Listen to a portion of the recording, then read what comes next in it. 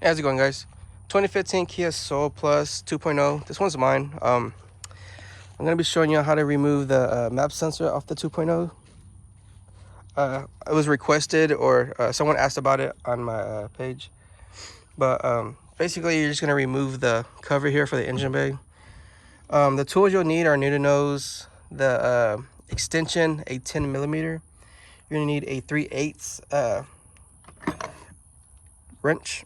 You'll also need a 10 wrench socket, and you're gonna need the short one as well with the socket, because the space in here is not that much to get to it, so you will have to fight with it a little bit. But you can also use the gun, because you're gonna get to your airbox here in a minute. You need, that's why the long one I'm using is this one for the extension.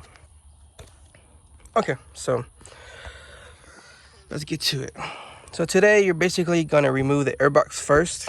Take the clips off. There's one there and there's one on this side. Take the bolt off, which is over here, 110, and there's another 10 on this side. That's where the extension is for. And mainly it's for this, so you can get in and out. There's one there, there's one here. Also, you're gonna use the 10 for this piece here, which is on the air hose. It'll go onto here too, the 10. There's one here and there's one at the very bottom of it here. So remove those two, and that's basically all you need it for now. And then use the needle nose for here. Take the hose off here and remove from this.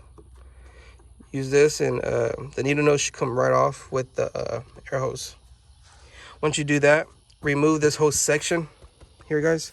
Just remove it, because you're gonna need that space for your arm space and hands to get to your air mass flow down here. And then once you get there, take this electrical connector off here. Take that one off. Once you get that off, remove the 4 bolts which you see on top here of the hose. You see it? There's one there and there's one on the other side. There's 2 at the bottom, so you'll need to take those off. Once you get those off, the air mass will just be dangling there off the 2 hoses that are on it. You do not have to remove those. You can if you want, but it's more of a hassle. I mean, because you're really not gonna go under it. You're just gonna go right above it, right here next to the regulator, right here. Down here, this is where the 10 comes in. You can, if you have a small wrench extender with the swivel on it, you could probably get away with it. I'm pretty sure you can, but I didn't try it because I used the little one, and it was easy for me to do it like that. So you can do that, or however you can. This is what you're gonna remove. This is all you're gonna remove here to get to the map sensor behind here, okay? Because it's right under this right here. It's on this back side. So once you remove this here, there's a little black bolt there, and there's one on top, okay? I'm gonna zoom in and show you real quick. You see that black bolt?